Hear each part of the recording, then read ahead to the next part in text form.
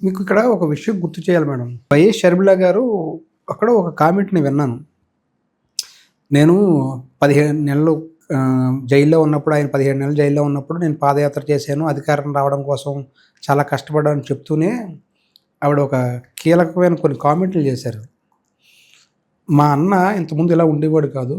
2019 ముందు మా అన్న వేరు, 2019 తర్వాత మా అన్న వేరు అనేది ఆవిడ చెప్పిన మాట. ఏంటి మేడం అసలు? అంటే దాన్ని మీరు ఏ విధంగా విశ్లేషిస్తారు ఆ మాటలని? సరే, ఆమె ఏ మీనింగ్‌తో చెప్పిందో తెలీదు గానీయండి. ఒక మనిషి తాలూకా అసలైన ప్రవర్తన when he is in high position, ఒక అధికారంలో ఉన్నప్పుడు, ఒక పదవిలో ఉన్నప్పుడు తెలుస్తుంది. ఏమీ లేనప్పుడు అందరూ మామూలుగానే ఉంటారు. అతనిలో ఉన్నవేం బయటపడవు. ఒక ముఖ్యమంత్రిగా ఉన్నప్పుడు తన ఒరిజినాలిటీ బయటపడింది. అంటే అధికారం, అహంకారం అయితే నిజంగా గత 5 సంవత్సరాలు రాజకీయాల్లో చిన్నప్పటి నుంచి నేనైతే అబ్జర్వ్ చేస్తున్నదాన్ని గానీ, మీలాంటి చదువుకున్న వాళ్ళు, ఈవెన్ ఒక విశ్లేషకులు గానీ ఎవరన్నా చూసారా అండి? దాడులు, అబద్ధాల్ని నిజాలుగా, నిజాల్ని అబద్ధాలుగా చూపించే సాక్షి ఛానల్, సాక్షి టీవీ. ఒక సుధాకర్ గారి ఆయన ఏం చేశాడండి? మాస్క్ అడిగాడు. ఎంత నీచ అంటే, నిన్ను తప్పు చేయాలంటే, నిన్ను తప్పుడు వాడని చూపించాలంటే నీ కుటుంబంతో మొదలుపెట్టి మీ ఇంట్లో ఉన్న ఆడవాళ్ళని క్రిటిసైజ్ చేయించి నీకు లేని పిచ్చితనాన్ని అంటగట్టి, అంటే అంత ఘోరమా? అసలు ప్రజావేదికని జగన్మోహన్ రెడ్డి గారు ఎందుకు పగలగొట్టారండి? అంటే అది చంద్రబాబు నాయుడు గారు కట్టించారని కదా. మరి ఈరోజు ఆ 5 సంవత్సరాలు జగన్మోహన్ రెడ్డి గారు ఏ అసెంబ్లీలో అయితే కూర్చొని పరిపాలించారో అది కూడా చంద్రబాబు నాయుడు గారే కట్టించారు, మంత్రి నారాయణ గారి సహకారంతో. మరి ఆ అసెంబ్లీని కూడా పగలగొట్టి నీ సొంత అసెంబ్లీని కట్టుకోవాల్సింది. కసి కక్ష అన్నది రాజకీయ నాయకుడికి ఉండకూడదు. ప్రశ్నించు, విమర్శించు, బూతులు మాట్లాడడం కాదు. గత 5 సంవత్సరాలు మేము చూసింది అదే. ఏ రోజు అంటే మా నాన్నగారు 6 సార్లు ఎమ్మెల్యేలుగా ఉన్నప్పుడు ప్రతిపక్షంలోనే 3 సార్లు ఉన్నారు, అధికార పక్షంలోనే 3 సార్లు ఉన్నారు. కానీ ఏ రోజు మేము భయపడలేదే. మేమే కాదు, ఏ ప్రతిపక్షంలో ఉన్న నాయకుడు భయపడలేదే. అసెంబ్లీ సాక్షిగా పోరాడారు. రాత్రుల వరకు జరిగేవి అసెంబ్లీలు. ఎన్నిసార్లు జరిగాయండి గత 5 సంవత్సరాలు? అసెంబ్లీలు అంటే రాజధాని బిల్లుల్ని 3 రాజధానిని బిల్లు చేయడానికో, లేకపోతే నువ్వు తెచ్చిన పనికిమాలిన జీవోల్ని ఓకే చేయించడానికి అసెంబ్లీలు పెట్టావు. కానీ దేనికన్నా పెట్టావా అసెంబ్లీలు? అంటే మాకు నిజంగా మీరు అన్నారే, నాకు అప్పలరాజు గారికి ఏమీ లేదండి. ఆయన ఎవరో కూడా నాకు తెలీదు. ఆయన తండ్రి పేరు, తల్లి పేరు కూడా నాకు ఈరోజు తెలీదు. ఆయన ఫ్రమ్ ఏ నార్మల్ ఫ్యామిలీ. నిజంగా అంటే ఆయనే చెప్పుకున్నాడు, మా నాన్నగారు చేపలు పట్టేవారు, మా అమ్మ చేపల షాప్ అదే మార్కెట్లో అమ్మేదని. అలాంటి ఒక మామూలు ఫ్యామిలీలో 3 అన్నదమ్ముల్లో ఈయన చదువుకున్నాడు. స్కాలర్షిప్స్ కూడా చంద్రబాబు నాయుడు గారి చేతుల్లో. ఇప్పుడు నేను మీకు కింద ఒక మాట చెప్పాను, రాజశేఖర్ రెడ్డి గారు మా పార్టీ కాదు, మేము ఏ రోజు ఆయన పార్టీలో లేము. కానీ ఆయన గురించి చెప్పాల్సి వస్తే మా తాతగారికి సత్యజయంతి ఉత్సవాలు ఆయనే చేశారు. మా రాయలసీమలోనే ఆయనకి, మా అమ్మగారు నాన్నగారికి, రాజారెడ్డి గారికి కాస్త స్నేహం ఉందన్నాను. అంతేగాని తిట్టలేదే వేరే పార్టీ అని నేను. ఇదే ఎవరు అప్పలరాజు గారు ఎంత హుందాగా, నువ్వు ఏ ముఖ్యమంత్రి గారి చేతిలోంచి నువ్వు స్కాలర్షిప్ తీసుకున్నావు చాలా హుందాగా చెప్పుండొచ్చు. ఆయన పలానా చంద్రబాబు నాయుడు గారు ముఖ్యమంత్రిగా ఉన్నప్పుడు నేను స్కాలర్షిప్ తీసుకున్నాను, ఈరోజు ఆయన అపోజిషన్ పార్టీలో నేను మంత్రిగా ఉన్నానని చెప్పుకుండొచ్చు. కానీ ఆయన గురించి ఏం మాటలు మాట్లాడాడు అసెంబ్లీలో? మంత్రి పదవి గురించే కదా అలాంటి పనికిమాలిన మాటలు మాట్లాడింది. ఆయన తాలూకా మానసిక పరిస్థితి లేదు, ఆయనకి వెళ్ళి చెక్ చేయించండి అని. అంటే యథా రాజా తదా ప్రజ. జగన్మోహన్ రెడ్డి గారు లాంటి క్రూయల్ మెంటాలిటీ, ఇంకా నేను ఎక్కువ కూడా మాట్లాడకూడదు, ఒకే వర్డ్ చెప్తున్నా, క్రూయల్ మెంటాలిటీకి తగ్గట్టు ఉన్న వాళ్ళని ఆయన దగ్గర పెట్టుకున్నాడు. అండ్ మా దగ్గర ఉన్న అప్పలరాజు గారు తనని తను ఆయనతో పోల్చుకుంటూ ఉంటాడు. ఆయన నిజంగా ఒక నార్మల్ ఫ్యామిలీ నుంచి వచ్చారు. ఆయన అదృష్టం బాగుండి గౌతు కుటుంబం మీద గెలిచారు. నిజంగా అది చాలా మంచి విక్టరీ. ఇంకా అదృష్టం బాగుండి మా నాన్నగారు కూడా మంత్రి పదవి రాలేదు, ఒకసారి ఎప్పుడో 9 నెలల నుంచి తీసేశారు. పలాస నియోజకవర్గానికి నీకు 4 సంవత్సరాలు మంత్రి పదవి ఇచ్చారు. ఎంత డెవలప్మెంట్ చేయాలి? ఈరోజు ఆయన నన్ను ఆ రోజు ఇబ్బంది పెట్టకపోతే అసలు శిరీష ఈరోజు రాజకీయాల్లో ఉండేది కాదండి. మేబీ ఓటమికి బాధపడి నాకు సూట్ అవ్వదని వెనక్కి వెళ్ళిపోయి ఉండేదాన్ని.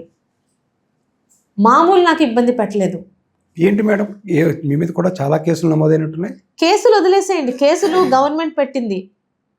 తప్పుడు మాటలు, ఒక ఆడపిల్లని ఏమేమి అనకూడదు అలాంటి పోస్టులు. నా దగ్గర 200 పేజీల ఫైల్ ఉంది. అప్పలరాజు గారు 38 ఫ్రాడ్ అకౌంట్స్, రాజన్న సైన్యం, రాజన్న రక్షణ గోడ, రాజన్న కోసం, రాజన్న గ్యారేజు, ఇలాంటి పేర్లు పెట్టుకొని 24 గంటలు నన్ను, నా కులాంతర వివాహాన్ని, నా భర్తని, నా తాత ఫోటోని, నా తండ్రి తాలూకు వీరిని ఒక విధమైన పైశాచిక పశువృత్తితోని కామెంట్లు, అంటే ఒక ఆడపిల్ల ఏ మాటలకైతే ఇబ్బంది పడతాదో తన అంటే ఏం ఆశించి ఇవన్నీ చేసినట్టు మేడం అప్పట్లో? అంటే తను నా మీద గెలిచాక కూడా ఇదే చేశాడు. కొన్ని గెలవక ముందు కమ్మవాడి భార్య, బీసీల జిల్లాలో కమ్మవాడి భార్యకి ఏం పని? నేను కమ్మవాడి భార్యనే, బీసీల అమ్మాయిని, నేనేం అబద్ధం చెప్పట్లా. ఎవరిని పెళ్లి చేసుకుంటే కమ్మ రాజకీయాలు ఏముంది కోడల్ని, మేడం? బీసీల అమ్మాయిని, ఉత్తరాంధ్ర బిడ్డని, రాయలసీమ బిడ్డని, నేనే అబద్ధం చెప్పట్లేదే. ఇందులో ఎవరిని చేసుకున్న మట్టుకి అంటే ఏముంది ఇప్పుడు? ఎక్కడన్నా రాసుందా? అంటే అంత అంటే మరి జగన్మోహన్ రెడ్డి గారు కదా అదే కమ్మవారి మీద విషయం కక్కాడు కదా. గెలిచావు, గెలిచాకన్నా నువ్వు నీ అభివృద్ధి చూపించవచ్చు కదా. గెలిచిన రోజు నుంచి అసలు నా రాజకీయంతో సంబంధం లేని నా తాత సర్దార్ గౌతు లచ్చన్న ఫ్రీడమ్ ఫైటర్ కాదని 2 తెలుగు రాష్ట్రాల్లో బుద్ధి బుర్ర ఉన్నవాడు ఎవడన్నా అనగలడా? ఈ అప్పలరాజు అంటే గౌతు శిరీష తాలూకా బలం, బ్రాండ్ నేమ్ గౌతు లచ్చన్న మనవరాలు, గౌతు శివాజీ కూతురు. ఆ గౌతు లచ్చన్నే అసలు ఫ్రీడమ్ ఫైటర్ కాదని ప్రూవ్ చేస్తే అని చెప్పి ఒక నీచపు ఆలోచనతో లచ్చన్న గారు అసలు స్వతంత్ర సమరయోధులు కాదు, ఎవరిదో స్వతంత్ర సమరయోధులు పోరాటం తాలూకా కీర్తి ఈయన లాక్కున్నాడు. లచ్చన్న గారికి సర్దారు బిరుదు లేదు అని ఆర్టీఐ ద్వారా అప్లై చేయించిన పరమ నీచాతి నీచుడు. ఏమైంది మేడం దాని తర్వాత ఫలితం ఏమైంది? ఆయనకి ఆర్టీఐ యాక్ట్ ఏమొచ్చింది? భారతదేశం స్వతంత్రం ముందే ఆయనకు అది ఉంది, దాని గురించి మీకు వివరణ ఇవ్వాల్సిన పని లేదు. అంటే ఆకాశం మీద ఉమ్మేస్తే ఆ గవర్నమెంట్ లోనే వచ్చింది మేడం అది? రంగా గారు ఇచ్చిందండి, కంటిన్యూ అవుతుంది అది. నేను అనేది అది కాదు, ఆ గవర్నమెంట్ లోనేనా ఇది ఆర్టీఐ యాక్ట్ పెట్టింది? ఆ గవర్నమెంట్ లోనే అవన్నీ. అంటే నన్ను అనొచ్చు, నేను కులాంతర వివాహం చేసుకున్నాను, ఆయన మంత్రిగా ఉన్నారు, ఇన్ఫ్లుయెన్స్ చేయొచ్చు, అయినా కూడా ఆయన అనుకున్న ఫలితం రాలేదు. అంటే ఇంక 24 గంటలు అదేదో సామెత ఉంటుంది కదండి, నీకు చెప్పుకోవడానికి ఏం లేదు, నీకు చేయడానికి ఏం లేదు. 24 గంటలు గౌతు శిరీష భర్త గురించి మాట్లాడి పాడిందే పాడరా పాసిపల్లి దాసరని జనాల్లో ఒక అబద్ధాలు తీసుకెళ్లాడు. ఒకసారి నమ్ముతారు, 2 సార్లు నమ్ముతారు.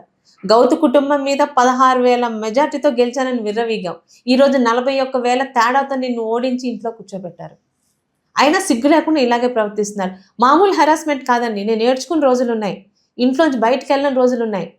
లకారాలు మకారాలతో ఒక ఆడపిల్ల గురించి మాట్లాడితే, ఒక హుందా అయిన ఫ్యామిలీలో పుట్టాను, కాలేజ్ రోజుల్లో కానీ ఇక్కడ కానీ ఒక్కరి చేతి ఒక మాట అనిపించుకోలేదు. అలాంటి అమ్మాయిని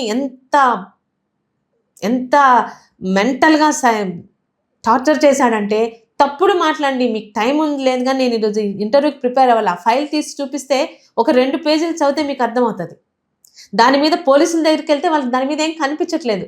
ఒకేసారి అడిగాను, అక్కడ మాకు అమిత్ బడ్డార్ అని ఒక ఎస్పీ ఉండేవాడు, ఆయన దగ్గరికి వెళ్తే ఆయన తెలుగు రాదు. నేను అన్నాను, ఒక్కసారి మీకు తెలుగు తెలిసిన ఆయనతో అవి చదివించుకొని ఇవే మాటలు మీ ఇంట్లో ఉన్న విమెన్ మీద అంటే మీరు ఊరుకుంటారా అని అంటే, ఆయన అప్పుడు ఎఫ్ఐఆర్ ఫైల్ చేయించారు. ఏమైంది? ఎఫ్ఐఆర్ ఫైల్ అయింది, తీసేస్తారు కదా, మాకు తెలుసు కదా.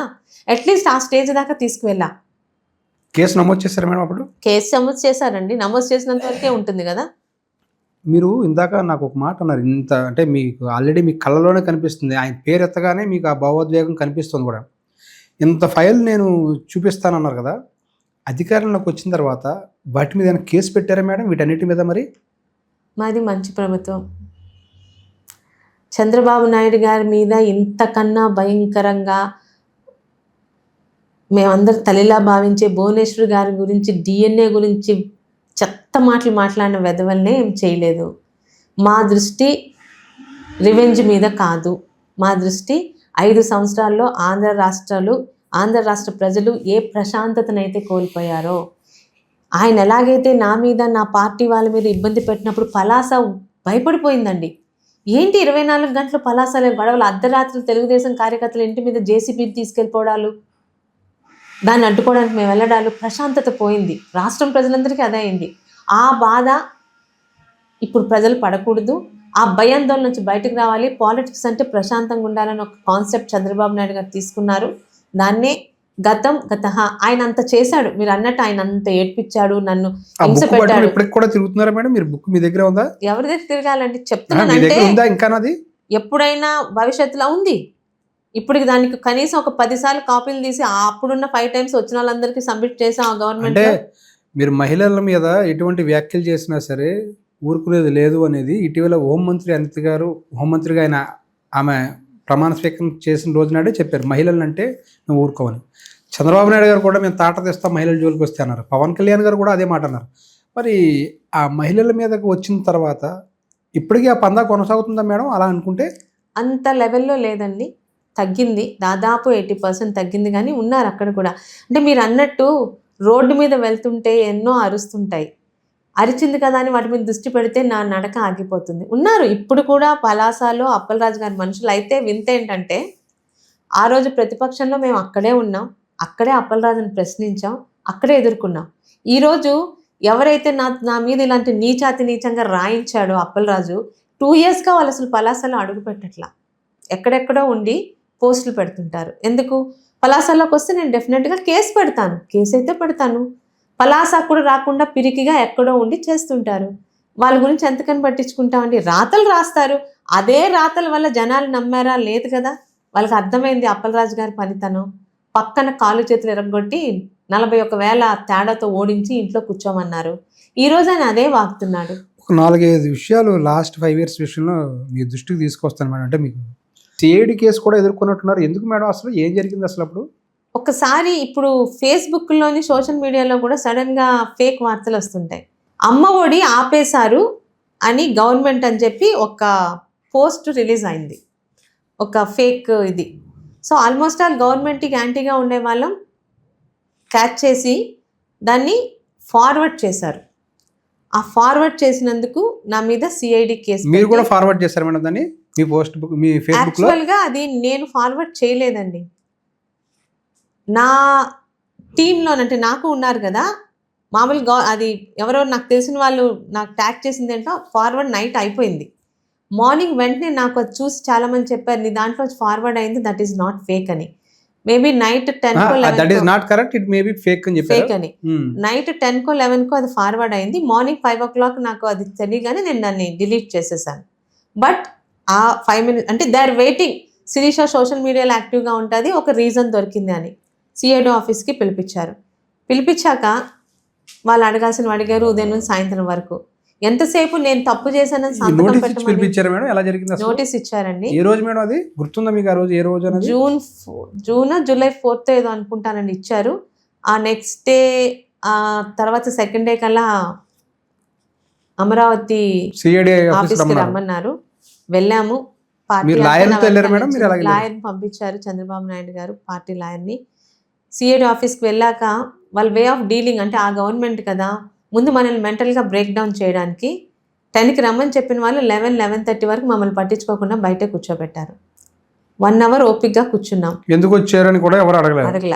నేను లేచి నా బ్యాగ్ పట్టుకొని నేను లాయర్ గారు బయటకు వెళ్తుంటే ఒక లేడీ కానిస్టేబుల్ వచ్చి ఏం వెళ్తున్నారు అంది. మీకు ఖాళీ ఉన్నప్పుడు మీరు నన్ను ఇంట్రాగేట్ చేయాలనుకున్నప్పుడు పిలవండి, బయటే నేను ఉంటాను, పని పాట లేకుండా ఇక్కడ ఖాళీగా కూర్చోవడం నాకు ఇష్టం లేదు అని వార్నింగ్ ఇచ్చాను. ఇచ్చాక అసలు యాక్చువల్గా వెళ్ళగానే ఏంటంటే మీరు గుంటూరు ఆఫీస్కి వెళ్ళండి అన్నారు. నోటీస్ చూపించా, ఏమని ఉంది అక్కడ అన్నాను, అమరావతి. మీరు గుంటూరు ఆఫీస్కి నేను రావాలంటే again you send a notice. Now you only said Mangalagiri ఆఫీస్కి అటెండ్ అమ్మన్నారు, నేను దానికే వచ్చాను. Then they took me inside. వెళ్ళాక ఒక 1 hour ఈ సైకలాజికల్ గేమ్ ఆడతారు. 1 hour చూసి నేను బయటకు వెళ్తుంటే ఆపారు, ఎవరో ఒకరు వచ్చారు, ఒక ఆఫీసరు. ఒక 10-15 minutes నార్మల్ లాంగ్వేజ్ అయింది. తర్వాత మేము మీరు చెప్పినవన్నీ మీరు ఒప్పేసుకొని సంతకాలు పెడితే ఇంట్రాగేషన్ రూమ్ లోకి తీసుకెళ్లారు మేడం? ఒక రూమ్ లోకి తీసుకెళ్లారు. లాయర్ గారిని నా దగ్గర ఉంచలేదు, పక్కన ఎవరిని అలౌ చేయలేదు. లాయర్ కూడా నాతో మాట్లాడాలంటే వాళ్ళ ముందే మాట్లాడాలంటారు. నా ఫోన్ కూడా నా దగ్గర లేదు. ఫోన్ కూడా తీసుకున్నారు. వితౌట్ ఫోన్ మిమ్మల్ని ఫోన్ వాళ్ళు తీసుకున్నారు. నేను వచ్చాక నా ఫోన్ వాళ్ళు తీసుకున్నారండి, మాట్లాడనివ్వకుండా. ప్లస్ ఆ ఫోన్ లోని మీరు ఏమేమి పోస్ట్ చేశారు అవి మళ్ళీ నాకే చూపించాలి కదా, అవి దాని ఫోన్ తీసుకున్నారు.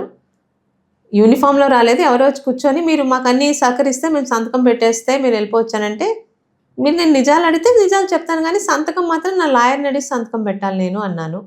ఈవినింగ్ వరకు సైకలాజికల్ గేమ్. 10 నిమిషాలు మాట్లాడతారు, అరగంట బయటకు వెళ్ళిపోతారు. మేడ మీదకి వెళ్ళి ఎవరో పర్మిషన్ తీసుకురావాలని. No food, no water, not sending to washroom. ఎన్ని గంటల నుంచి ఎన్ని గంటల వరకు మేడం? మార్నింగ్ 10:30, 11కి వెళ్తే ఈవినింగ్ 7, 6 వరకు. కదలనివ్వలేదు మిమ్మల్ని రూమ్ నుంచి? లేదు, ఫుడ్ కూడా ఆఫర్ చేయలేదు, వాటర్ ఆఫర్ చేయలేదు. ఈవినింగ్ ఏమో 4:30కి అప్పుడు ఇన్ కెమెరా తీసుకొని వచ్చారు. అప్పటి వరకు కెమెరా కూడా లేదు. మాకు ఇంట్రాగేషన్ ఇన్ కెమెరాతో అవ్వాలి, కెమెరా కూడా లేదు. కెమెరా లేకుండా కూర్చోపెట్టారు. అప్పుడు కెమెరా తీసుకొచ్చాక ఏమైనా 4 క్వశ్చన్స్ వేసి మీరు ఇవన్నీ ఒప్పుకుని సంతకం పెట్టండి అన్నారు. నేను పెట్టను అన్నాను. అదేంటి మేము పెట్టమని చెప్తున్నాం కదా అని లాంగ్వేజ్ మారింది. మీకు పోలీసులుగా అడిగే అధికారం ఉంది, అడగండి. యాజ్ ఏ కామన్ మ్యాన్, నాకు common person, I have my own rights.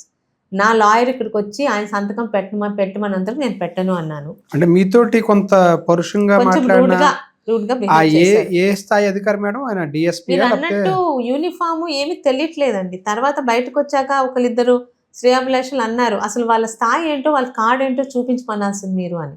CID office first time వెళ్ళి కూర్చున్నాము.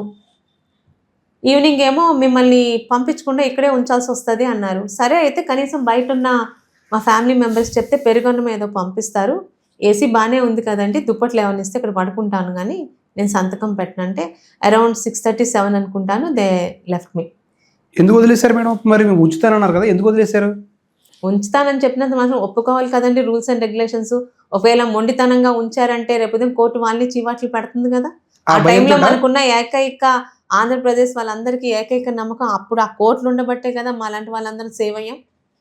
ఆ భయంతో వదిలేశారా? వదిలారు. వదిలి మళ్ళీ with in 4 days second notice పంపించారు. సెకండ్ నోటీస్ పంపించే టైంకి పార్టీ కూడా మనకి వేయలేదో అనుకుంటాను. ఇలాప్పుడు నేను ఒక క్వశ్చన్ అడిగాను, ఇది ఇంత ఇంపార్టెంట్ అయిన కేసా? నాకన్నా ముందు జగన్మోహన్ రెడ్డి మీద బోల్డ్ సిఐడి కేసులు ఉన్నాయి కదా, నా ముందున్న కేసులన్నీ వెరిఫై చేసి అప్పుడు నా కేసు దగ్గరికి రండి, నేను వస్తాను అన్నాను. మీరు సిఐడి ఆఫీస్కి వెళ్ళేటప్పుడు కొంత భయం వేస్తుందా మేడం? ఎందుకంటే అప్పటికే వాళ్ళ ఎంపీ మీద టార్చర్ చేశారు అనేది, ఆయన ఢిల్లీ వెళ్ళిపోయిన పరిస్థితి, ఇక్కడికి రాష్ట్రంలో అడుగు పెట్టలేని పరిస్థితి రఘురామకృష్ణరాజు గారి మీద. భయం ఏం లేదండి, ఎందుకంటే తప్పు చేయలేదు. ప్లస్ నా చంద్రబాబు నాయుడు గారు ఆ రోజు నిజంగా మార్నింగ్ నుంచి ఎవ్రీ ½ an hour ఆయన నాకు అక్కడ లోపల ఏమవుతుంది కేసు ఆయన పరిశీలిస్తూనే ఉన్నారు.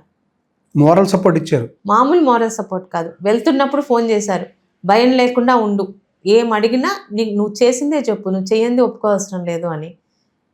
దాదాపు నాతో మాట్లాడేటప్పుడు 4-5 లాయర్స్ని తీసుకున్నారు ఆయన లైవ్లోకి. ముందు వెళ్లకుండా ఉంటే బెటర్ ఏమో అన్నారు. తప్పు చేయలేదు కాబట్టి నేను ఫేస్ చేస్తానంటే అది కరెక్టే అని అన్నారు.